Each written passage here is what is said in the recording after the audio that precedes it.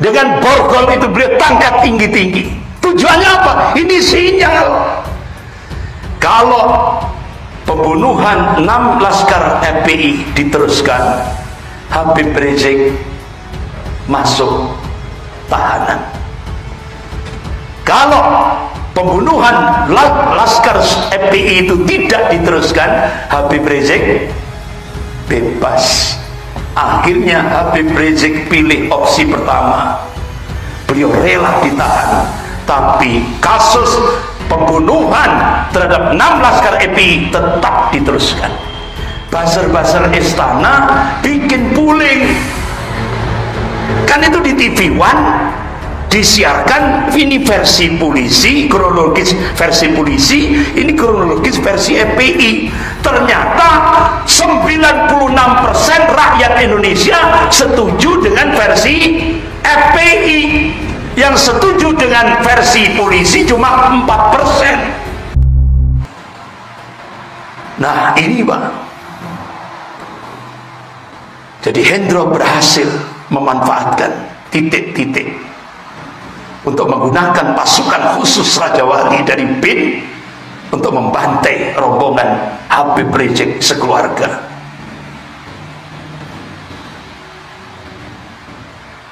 Dibaca sendiri aja ini. Bahkan sampai Twitternya putranya Hendro Priyono, yaitu Dias Hendro Priyono, ketika melihat Habib Rizik ketika masuk di Polda Metro Jaya, alhamdulillah masih bisa tersenyum Habib Rizik. Sehat-sehat selalu Bapak, semoga baik-baik saja sampai ketemu 2026. Berarti Habib Rizik ini sudah disiapkan untuk dipenjara sampai 2026. Ini di Twitternya keceplosan. Jadi sehingga semakin jelas keterlibatan operasi Delima untuk membantai 6 syuhada ini. Bapak-bapak, ibu yang dirahmati Allah. Nah sekarang organisasinya yang dijadikan sasaran. Bahkan Profesor Din Samsudin memberikan statement, penembakan 6 laskar FPI ini kezaliman yang besar dan nyata. Bahkan Said Didu memberikan statement, sudah berapa nyawa rakyat melayang demi kekuasaanmu? Berapa nyawa rakyat melayang demi kekuasaan? Bahkan sampai mantan Ketua MK Mahkamah Konstitusi, yaitu Dr. Hamdan Julfa, Profesor Dr. Hamdan Julfa, atas nama hukum dengan mudah nyawa manusia dihabisi. Atas nama hukum dengan mudah siapapun yang berbeda harus ditangkap. Atas nama hukum keadilan dan perlakuan sama diabaikan. Naudzubillah, naudzubillah hindari. Makanya kenapa Profesor Din Samsudin sampai beliau memberikan statement di webinar Zoom dengan suara yang terbata-bata, karena hampir menangis beliau. Allah sudah menurunkan istidrak di Indonesia. Sampai seperti itu Profesor Din Samsudin. Bapak ibu yang dirahmati Allah, mahal Pak darahnya seorang muslim itu. Jadi musnahnya dunia itu lebih ringan di sisi Allah daripada terbunuhnya seorang muslim. Kita hanya bisa berdoa kepada 6 syuhada ini, Allahumma ighfir lahum warhamhum wa'fi wa'fu anhum. Mudah-mudahan Allah ampuni dosa-dosanya, ya kan? Allah terima amal solehnya, dan mudah-mudahan 6 syuhada ini diberi izin oleh Allah untuk memberikan syafaat, sebagaimana Rasulullah mengabarkan syuhada, orang yang mati syahid itu mendapatkan izin oleh Allah untuk memberikan syafaat pada sab'ina min ahli baiti, pada 70 anggota keluarganya. Ini hadis sahih. Mudah-mudahan beliau mendapatkan izin dari Allah untuk memberikan syafaat pada 70 anggota keluarganya. Sampai akhirnya pimpinan MPR Pak Hidayat Nur Wahid minta pemerintah untuk membentuk TPF, tim pencari fakta independen, untuk mengusut tewasnya 6 laskar FPI. Tapi Presiden menjawab tidak perlu dibentuk TPF. Selesai sudah Pak, ya kan? Sudah dijawab sama presiden, tidak perlu dibentuk tim pencari fakta. Akhirnya tokoh-tokoh dari Komisi 3 DPR RI, Pak Muhammad Syafi'i, beliau memberikan statement polisi jangan terbiasa membuat kesimpulan awal sendiri. Kapolda Metro Jaya dan Kapolri harus dicopot apabila terjadi pelanggaran hukum. Jadi ternyata aparat kepolisian melakukan pelanggaran HAM berat. Bahkan beliau memberikan statement negara tidak boleh kalah dari oknum polisi yang melakukan pelanggaran hukum. Ini bahkan sampai majalah media internasional buat karikatur, Pak. Jadi orang Indonesia yang melanggar protokol kesehatan harus dibunuh. Sak dunia ini cuma ada satu di Indonesia. Jadi orang yang melanggar protokol kesehatan seluruh dunia ini cuma satu ada di Indonesia, yang melanggar harus dibunuh, dibantai dulu baru ditembak. Ini sudah dibuat karikatur di media-media internasional seperti ini. Sampai dosennya polisi saja bengok, Pak. Yaitu Dr. Mulyadi. Beliau dosen ilmu kepolisian dan intelijen, dokter dalam bidang militer dan politik. Beliau mengatakan polisi itu dilatih untuk menembak kaki, bukan kepala dan atau jantung, agar penjahat bisa dibawa ke pengadilan, ya, bukan ke kuburan. Kalau tentara baru diperintah untuk nembak kepala atau jantung, karena TNI itu kan alat pertahanan negara. Nah ini sampai dosennya saja berteriak seperti itu, sehingga akhirnya alasan polisi menahan Habib Rizik Syihab agar tidak melarikan diri, langsung ini DPR RI Komisi 3 Pak Muhammad Syafi'i, ini kebodohan, kejahatan dan penghinaan kepada seorang ulama. Alhamdulillah Bapak Ibu yang dirahmati Allah, akhirnya Komisi 3 DPR RI membongkar setelah jenazah 6 syuhada itu dimandikan. Semua terbongkar. 19 lubang tembakan itu mengenai 6 laskar FPI. Jadi Bapak Ibu yang dirahmati Allah, ternyata sebelum ditembak itu disiksa terlebih dahulu. Ada rata-rata dari 6 syuhada ini dihantam kemaluannya, kemudian dibakar. Bahkan punggungnya banyak yang dibakar sehingga melepuh.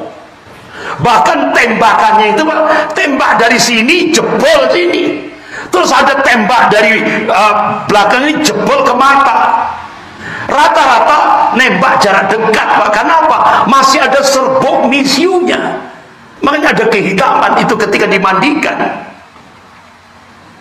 Dan rata-rata dari 6 jasad ini tembakannya semua ke jantung. Ada yang 2 tembakan, 3, ada yang 4. Jadi akhirnya Bapak Ibu yang dirahmati Allah, ini diungkap oleh Najwa Shihab. Jadi bagaimana letak-letak penyiksaan dilakukan. Bahkan investigasi, wartawan investigator juga mengungkap di lapangan. Bapak Ibu yang dirahmati Allah, sampai wartawan jurnalis Bu Rahma Sarita, saya bisa mengerti orang yang tidak suka FPI, tapi saya tidak bisa mengerti orang yang membenarkan pembunuhan oleh aparat di luar proses hukum. Ini kan namanya apa? Judicial killing, ya kan? Extrajudicial killing, artinya pembunuhan di luar hukum. Sampai akhirnya Bapak Ibu yang dirahmati Allah, buzzer-buzzer istana bikin puling. Kan itu di TV One disiarkan, ini versi polisi, kronologis versi polisi, ini kronologis versi FPI. Ternyata 96% rakyat Indonesia setuju dengan versi FPI. Yang setuju dengan versi polisi cuma 4%.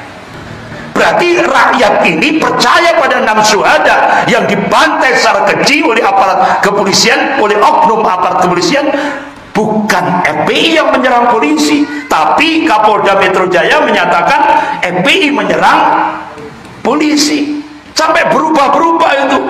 FPI menyerang polisi dengan senjata tajam, habis itu berubah lagi, bukan senjata tajam tapi senjata rakitan.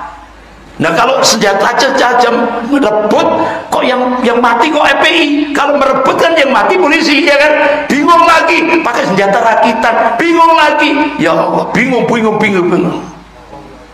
Jadi fitnah lebih kejam dari Allah ingatkan. Al-fitnatu asyaddu minal qatl, kata Allah. Fitnah itu lebih kejam dari pembunuhan. Dan sekarang Pak, yang kita lihat ini fitnah lebih kejam dari pembunuhan, tapi yang lebih kejam lagi dibunuh kemudian di fitnah. Ini lebih kejam lagi. Bahkan sampai HP-nya 6 laskar syuhada itu sekarang difitnah lagi, dibuat namanya fake chat, dirubah, dan nanti akan disampaikan di publik. Ini sudah ada rekayasa, sudah dibunuh, difitnah lagi, lebih kejam ini Pak. Sampai akhirnya majalah Hidayatullah mengutip perkataan Syekh Dr. Mustafa As-Sibai, saat orang bodoh memegang pena, penjahat memegang senjata, pengkhianat memegang kekuasaan, pendosa menempati mimbar, niscaya sebuah negara akan berubah menjadi hutan rimba yang tidak cocok bagi kehidupan manusia. Ini pas sudah untuk Indonesia ini Pak. Pas untuk Indonesia sekarang.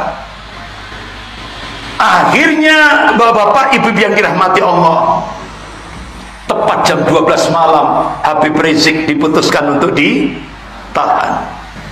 Pak, Bu, itu ada 2 opsi disampaikan pada Habib Rizik Syihab. Opsi pertama, kalau pembunuhan 6 laskar FPI diteruskan, Habib Rizik masuk tahanan. Kalau pembunuhan laskar FPI itu tidak diteruskan, Habib Rizik bebas. Akhirnya Habib Rizik pilih opsi pertama. Beliau rela ditahan, tapi kasus pembunuhan terhadap 6 laskar FPI tetap diteruskan. Sehingga akhirnya bapak-bapak, ibu yang dirahmati Allah, jadi Habib Rizik, jadi mereka itu mengikat tangannya itu untuk mempermalukan ulama, untuk memperlakukan Habib Rizik. Tapi beliau cerdas Pak, beliau angkat tinggi-tinggi. Dengan borgol itu beliau tangkat tinggi-tinggi. Tujuannya apa? Ini sinyal. Jadi beliau angkat tangan, terikatin tinggi-tinggi untuk mempermalukan orang-orang yang berbuat zalim kepada ulama. Ketoliman dan akan dikalahkan tanpa kekerasan. Allahu Akbar Pak. Begitu Habib Rizik masuk sel, dimasukkan di blok narkoba, para tahanan-tahanan yang bertato itu semuanya salaman, mencium, bahkan ada yang nangis histeris, tidak mau lepas. Akhirnya penjaganya melongo semua Pak. Lu bahaya ini, kan kabeh tobat kabeh nih, bahaya. Jadi semuanya penjara petugas penjaranya melongo. Allahu Akbar Pak, dapat info. Jadi beliau menyampaikan surat pribadi. Habib Rizik menyerahkan surat pribadi pada keluarganya. Beliau tidak akan pernah makan makanan yang dikirim dari kepolisian. Beliau hanya makan dari kiriman dari keluarga. Masya Allah, sampai tidur pun Pak, itu tahanan-tahanan narkoba yang bertato-tato itu sip-sipan Pak, 2 jaga biar Habib Rizik tidur. Supaya apa? Karena apa? Target beliau dibunuh. Habib Rizik akan dibunuh targetnya. Jadi akhirnya tiap 2 sip-sipan ini, 2 tahanan narkoba itu gantian jaga ketika Habib Rizik tidur. sip-sipan, Pak. Allahu Akbar. Inilah. Jadi ini pesan Habib Rizik terkait tewasnya 6 anggota FPI. Ya. Jangan berhenti berjuang atas kematian 6 laskar FPI. Peristiwa berdarah yang menewaskan 6 laskar khusus FPI jangan sampai terulang kembali. Hal yang paling gawat yakni adanya rekayasa seolah-olah ke-6 anggota FPI yang tewas menjadi tertuduh dan bukan pelaku, bukan korban. Selain kekerasan fisik, ke-6 laskar FPI juga menjadi korban kekerasan verbal, yaitu difitnah, di mana mereka difitnah membawa senjata dan menyerang. Ini yang sekarang ini digerakkan, fitnah.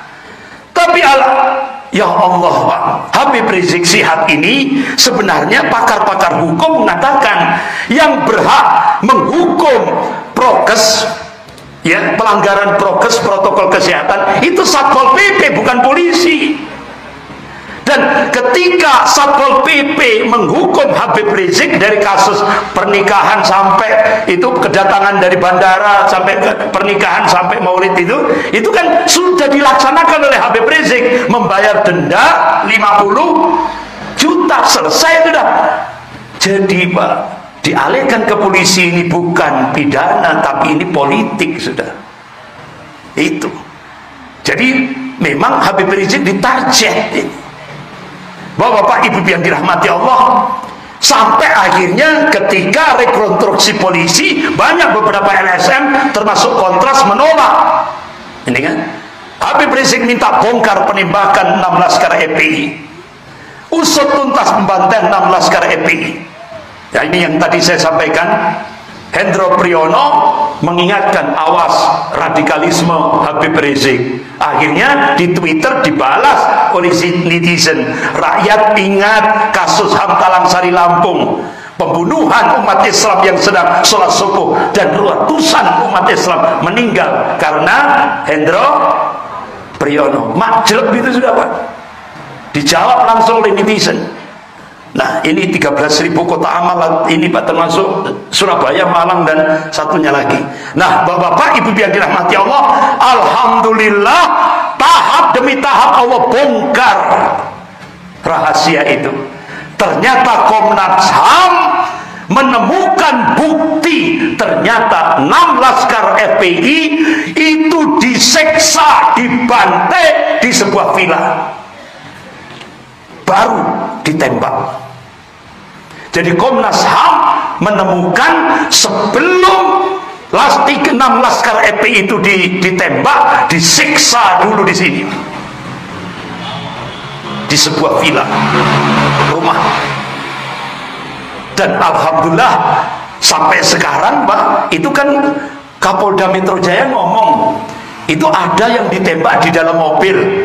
Nah, kalau ada yang ditembak di dalam mobil, berarti mobil Chevrolet itu penuh dengan darah. Nah, kemana mobil Chevrolet ini kok tidak dikembalikan? Ini pertanyaannya, Pak. Kalau 6 itu dibunuh di mobil Chevrolet, berarti darah itu masih nempel. Ini benar-benar sebagai bukti. Ini sampai sekarang di mana mobil Chevrolet itu? Ini, Pak, jadi bingung, Pak. Tambah bingung. Alhamdulillah Komnas HAM berhasil dan lengkap saksi-saksi mata tentang pembunuhan, pembantaian 6 laskar FPI. Mudah-mudahan Allah Subhanahu wa Ta'ala segera menghentikan kezaliman yang ada di Indonesia ini. Dan mudah-mudahan Allah selamatkan kaum muslimin, Allah selamatkan Indonesia, dan kita berdoa kepada Allah mudah-mudahan Allah berikan hidayah pemimpin-pemimpin elit negeri yang mayoritas penduduknya muslim ini. Mudah-mudahan Allah berikan hidayah, mudah-mudahan segera untuk tobat kepada Allah Subhanahu wa Ta'ala supaya negara ini diberikan keberkahan dan rahmat dari sisi Allah Subhanahu wa Ta'ala. Amin ya rabbal alamin. Sekian, lebih kurangnya saya mohon maaf. Astaghfirullahaladzim. Subhanakallah Allahumma wa bihamdik, asyhadu an la ilaha illa anta, astaghfiruka wa atubu ilaik. Wabillahi taufiq wal hidayah. Wassalamualaikum warahmatullahi wabarakatuh.